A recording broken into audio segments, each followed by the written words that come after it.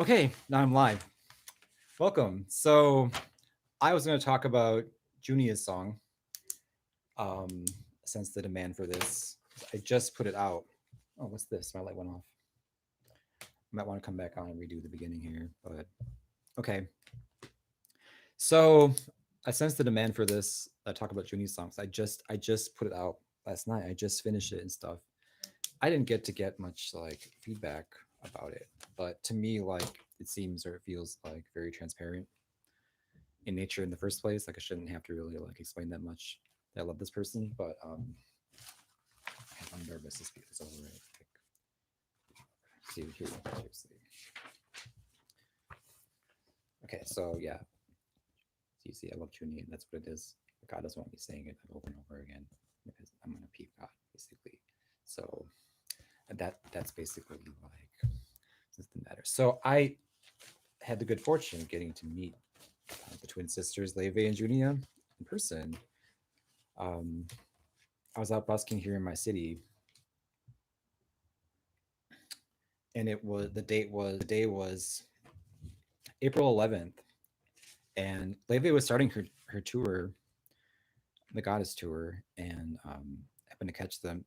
They happened to stop by where I was actually, the two of them with their entourage, a couple managers or boyfriends or something, um, and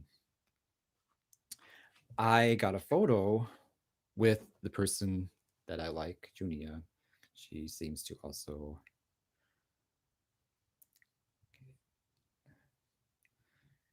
So here's get it up here. Don't tell me I can't get this up. The photo. Oh, there you go. There's one right here.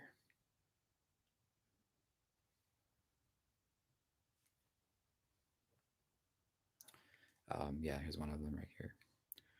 Well, it's hard to see. Like it's hard to exactly see it, but there's no other way to put it like exactly up. But you know, and after a long time of like contemplation over this, um, so this is Junia, John's daughter, the twin sister of Leve, and that's me, the picture as well. And so, like after a long time of contemplating this, it doesn't seem to me to be like a fan picture per se. It looks more like a relationship picture. Because she really grabbed me actually, like fairly firmly, and pretty good at body language and stuff too. But so it seems that way, and I was reluctant to keep the picture up anywhere public. I didn't want to sell it. I didn't want to sell it to TMZ or anything because it could have been sold to like TMZ, you know. So I happened to talk with both of them and catch up on what they were doing, etc. Had a nice little conversation. I loved it. I loved meeting both of them, and like I said in the description box to the song, especially love Junia there. But anyway, since uh,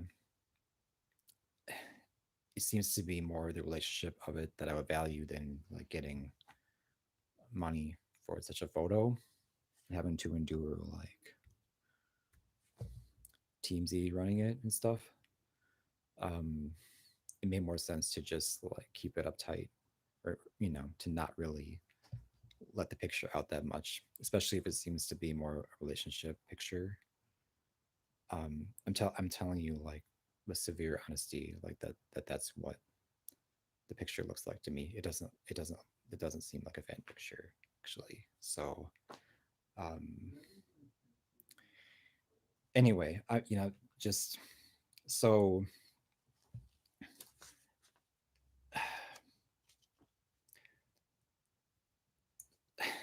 give me a second here. So basically, I wrote this song. She obviously, she and her sister obviously inspired, but mainly Junia obviously inspired the song. And I talked about the song Delia also to other people. Is that it's a name that sounds like similar? It's one of my songs too. It's a name that sounds similar to her, but At any rate, let me focus on what I'm trying to say, which is Junia's song. So a few days later, this was about a week later, so that this was April 17th. I happened to be just in the same neighborhood, like having fun or just going around more leisurely, and I came up with the first two lines because at that moment I kind of felt that way about it because people were calling me. I'd already been called out for them knowing me or whatever. People seemed to indicate to me in many ways that I have these two in my life then or whatever. So you can just imagine like the reactions and what people like how people dealt with me after that. So I had the first two lines. I started to sing it impromptu. So I sang it into my MP3 player. And so here's one of the recordings from the 17th. The 17th was the day. So this is one of the first ones. It's just I was BSing the words even and saying the melody. Oh wait, this is an advertisement. Hold on. Okay, so here it is. I don't know what I'm doing without you. I don't know what I'm doing about you. Never went astray, but I don't know what I want to say. If I just can't find my way without you. I don't know what it is about you. I don't know what I'd do without you. I give you something big, but I don't know what to say. There's nothing more to do without you. If there's nothing more to do without that's the essence of it. So I captured the essence, basically. Yeah. Um, so that's how that started, and I had a guitar version for a while. Did a rough draft. I didn't like how just the guitar sounded with just plain ordinary guitar strumming, and the original sound it sounds like Willie Nelson or something country. Um, so it was puzzling to me how to make it sound like it works, basically. So what I came up with was like an Ed Sheeran feel, sort of the syncopated dotted quarter ace, and in no way is that ripping off Mr. Sheeran. If it's just only a dotted quarter either, whatever. Sorry, but it does that. So I produced it more like a pop vein with that kind of feeling and with that kind of melody. It works for some reason. It works for some reason because if it's too like the old way of me for some reason, it doesn't really sound that exciting anymore. So there you have that. So that's how it was done, and I've been working out up to since almost a couple days ago. So um, like recording and mixing it got to be like hell upon me. Seriously, it's just we were going through a hot season here too. Anyway, oh, there's so much to talk about. Just a short list or whatever. Give me a second. Oof, man, seriously.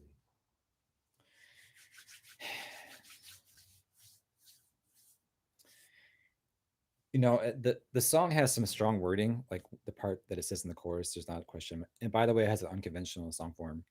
So when it says in the chorus, there's not a question in my heart that we will ever part. Now, I just from that in that moment in time, that's what I felt like was true subjectively for me because she seems like such a suitable match. I don't understand how we would ever stop once we get started. It just doesn't. It doesn't. It does. It's not like fathomable even. Um, she just seems like a really good idea. And that's what I think. But my worry is that creates like a bond of Everpact again. See, we had this problem with my group here in the city here, our group basically. We had a group that redid like old material, uh, and the problem was the Everpact issue. This is Sahala Hala. So the Everpact issue is an interesting thing to talk about. Whatever. I call it the Pact of Evermore, or the saying started, "Who can break the bonds of Evermore?" Basically. And so what I had to do, see, the problem that our group ended up with is our members don't really understand each other, and to this day we do not like understand each other. It's the point where I started to find new people in order to fill the vacancies, so we can play some performances and promote the album that we recorded and stuff. Now, the original guys are still welcome to probably join. It's just we don't like uh you know we don't understand each other. So what had to be done, you know, to break Everpact, to be part of such an Evermore like Everpact, you have to be part of the same covenantal group that's getting theological, the same everlasting covenant, basically. And that could be like what it really is like the problem. But so what I had to do to break the bonds of Everpact is I had to create this object, the Chalice of Nevermore. So I had to get a chalice and fashion this chalice, or like sculpt this chalice and call it the Chalice of Evermore. And I made sure it had a beak like a raven at the bottom of it. It's chalice. It really exists. I have it still. It's a wood chalice. Or no, that one's ceramic. That one's ceramic. So I had to fashion this Chalice of Evermore, and to symbolically break the bonds of Everpact, so that we're not stuck in a situation where we can't break up an everlasting like promise or something like that. So I'd hate to have everything go wrong to where I'd have to do that again. In this case, I would just despite, since I happen to like this person, and um, she seems like such, sorry, she seems like such a sweet person to me, so far on my side typically, and so she seems to be reaching out various ways, and it's not untoward usually, or it's wanted by me. So that's one thing. Another thing I noticed is that the chorus of the song, it has the Sullivan's Dog Code, or what I called Samantha Kinohara, that I wrote in 2014, which has the Jewish dog, the pedagogical, the thing with the pedagogical nature to it. Oh, here it is. Um, so I did an analysis of the chords. And the chorus is really interesting. The chorus is really interesting in terms of that code, because it's saying something that's really interesting to me. Um, these are the root pitches of each chord without the chord qualities, basically. But what the chorus seems to do in terms of that code, the notes are supposed to be in a certain sequence, and the original code said God's name, and it said Yesod Melchut, which is representing the physical world. So these chords, it skips B flat of the code, which is the Hebrew letter He, and I had that symbolizing God's grace before. So it's skipping God's grace. Then it says it's to analyze this. I worked into a Tiffy. Um, it does the order wrong at first for the physical world, and then it does it right, and then we found what we were looking for here. But if you skip God's grace as part of the notion of that, there's no room for that kind of mistake, I'm saying. So basically the order to the physical component is done wrong, then the order to the physical component is done right. Okay, is done right, and we definitely find it. We found what it was that we were looking for. We were trying to find the beginning. We were trying to find like the starting point for an idea, basically. Okay, so isn't that interesting, huh? Definitely. Um, still got. Oh yeah. I'm gonna clean up on those remarks. The outro, it has a very special outro too. I was traveling. I was in a hotel room, and I was jet lagged inside from the cold. And the Lord Jesus gave me this melody and chords, and you know accompaniment. for a song. Okay, I just took it down in the hotel room, and I was kind of laying there. I also sang it in, took down the words, what I thought it was. So this is the outro or the ending of Junia's song, basically. And I thought it would be that. So it's a gentle guitar type of sound and vocals in response, kind of. So I said, "Wow, that sounds really cool." So thank the Lord Jesus that actually was given to me.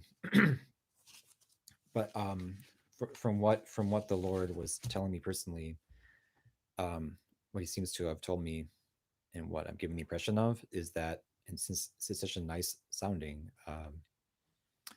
section, I'm understanding from Him that Madonna, the famous singer Madonna, was supposed to have this song, and she wouldn't just do it when she had it, or whatever, for whatever reason she would not just record it and release it or whatever. So it was abandoned, or she didn't use it. And so the Lord Jesus wanted someone to do this song. So He gave it to me for some reason at that point, in which I took it down and added it to the end of Junia's song, basically. This sounds like what I was trying to say to people, or what I keep trying to say to everybody.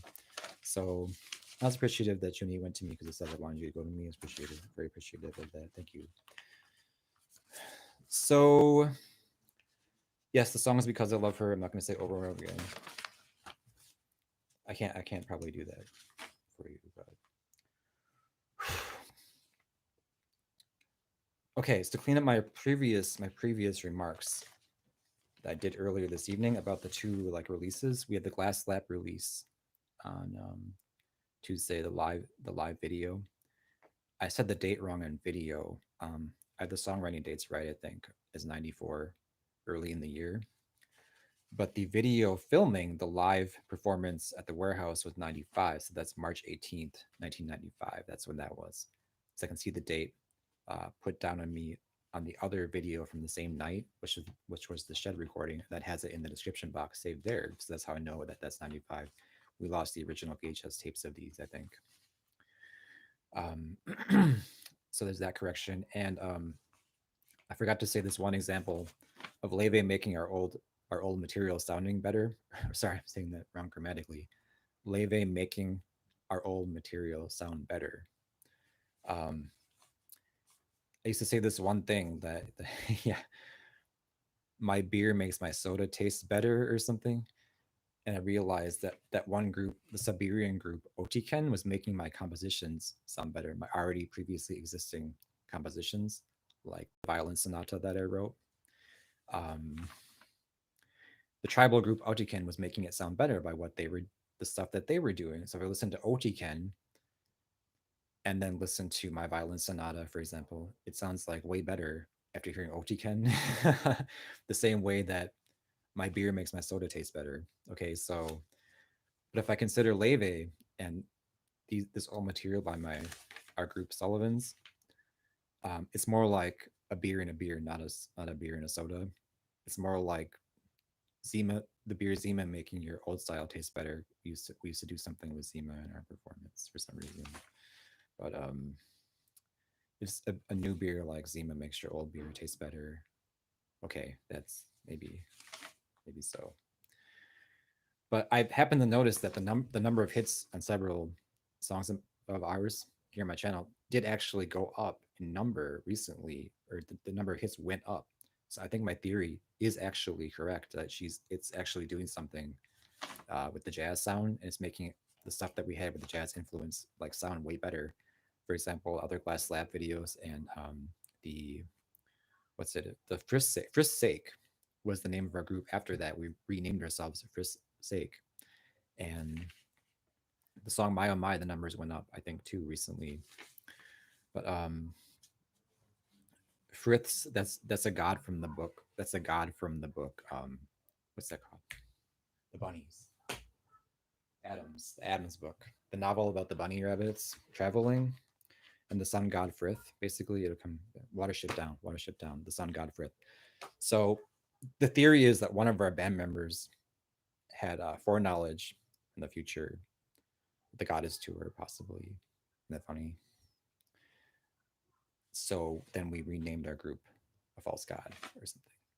that's frivolity and us being too young to know better or whatever makes it okay under our parents, like under the age of what's it called, accountability or whatever.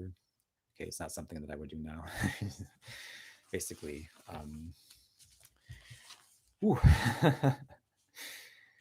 um, heck, I covered most of the stuff I wanted to say. And the half past noon song release this Tuesday. It's under my name, not Sullivan's song. It's under my name, David Black, David I. And another correction: the female student is the Navy officer. She's actually a Navy SEAL. I understand. Correct me if I'm wrong. She's a Navy SEAL. It's high level. High level. Okay. I didn't have much else. I did talk here for 20 minutes again. Isn't that something? Wow. Okay.